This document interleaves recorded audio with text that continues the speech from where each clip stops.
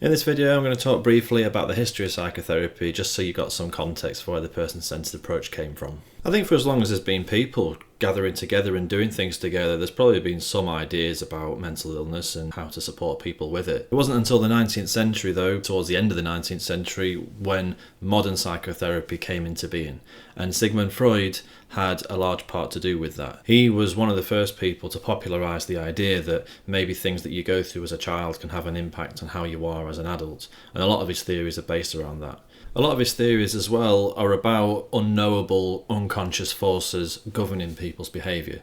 Often sexual forces, often the repression of sexuality and lots of other things are what explains why people are how they are. Freud's psychoanalysis then was about figuring out these unconscious forces, doing lots of different things which give the therapist an insight into what's going on underneath the surface, and then at some point the therapist explains to the patient why they are how they are so they can understand it better. So psychoanalysis was the main thing around up until around the 1920s, when a group called the behaviourists came along with really some quite fierce criticism of Freud and the psychoanalysis and their own ideas about how people worked. They essentially said that there is no evidence base for unconscious forces, and they went about their therapy with a very different attitude. They painted psychoanalysis almost as a kind of religion, in the sense that they're dealing with things that we cannot possibly know.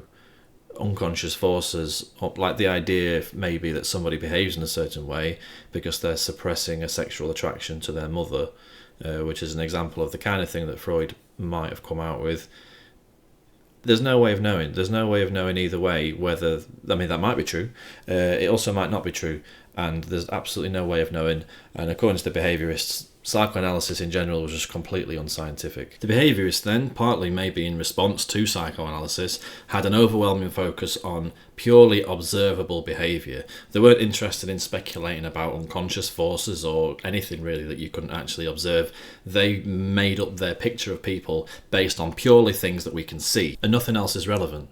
What's the point in even thinking about anything that you can't observe and that you don't know for certain? That's not scientific. We'll focus on what we can see. Human behaviour can be explained by conditioning, by people going through things, being rewarded for some behaviours, being punished for others, and the way people are is a result of an accumulation of all these experiences where you're punished for some things and rewarded for others. That's it. That's all there is to it. And this essentially is how the behaviourists explain human behaviour. You don't need big, elaborate theories about the unconscious or anything like that. Just look at rewards, look at punishments, and that will explain it to their satisfaction. Fast forward now to the 1950s, and we have the development of a third force in psychology, and this is humanistic psychology. The humanists took issue with psychoanalysis in many of the same ways that the behaviourists did, although the humanists also took issue with the power dynamic that was emphasised. That is, one where the therapist decides on the meaning of the person's experience and the meaning of their distress. The humanists believed that maybe listening to the client, and they called them clients rather than patients, listening to the client and their meaning should be the starting point for therapy.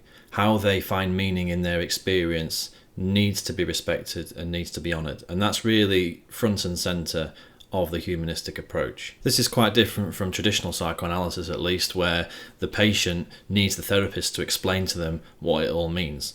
With humanistic psychology, the patient is the starting point, or the client is the starting point. They know themselves better than the therapist knows them. They know what hurts. And therapy is more of a collaborative space for the therapist and the client to figure things out together on the client's own terms, and the therapist is really more of a facilitator for the client to be able to do that. The humanists, meanwhile, took issue with the behaviourists and their attempts to essentially push consciousness out of existence. If you look purely at behaviour and don't consider the inner world of the person, then that can be really quite dehumanising. So the person-centred approach is an example of a humanistic psychotherapy, and the focus of it really is on a validation and an empathic being with the person's subjective understanding of their experience and themselves. That's the starting point, being with the person, listening to them, and really trying to understand what it's like to be that person. Central to the humanistic approach is the idea that people are more complex than we will ever understand, and we need to be humble in the face of that complexity. We don't go rushing in with our own ideas to stamp on people and to bulldoze over their own experience. We are, in respect of the dignity of their experience, and we hold that for them. And that is a huge task and a very difficult one, but that is the way to do things according to the humanists. All three approaches probably tell you something about the time in which they emerged. We'll go into that a little bit more in the next video, as well as the philosophical differences between them and the relevance of that.